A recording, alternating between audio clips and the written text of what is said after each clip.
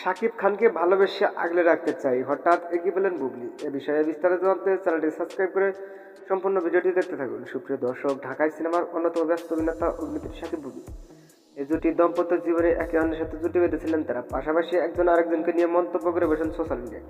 তার কারণে ব্যক্তিগত দ্বন্দ্ব রয়েছেন তারা, আর তাই তাদের ব্যক্তিগত দ্বন্দ্বের কারণে শাকিব বুবলি আলাদা থাকে। কিন্তু এবার সবকিছু পেছনে ফেলে দ্বিতীয় সন্তান বীর ও বুবলিকে নিয়ে ক্যামেরাবন্দি হয়েছিলেন শাকিব খান।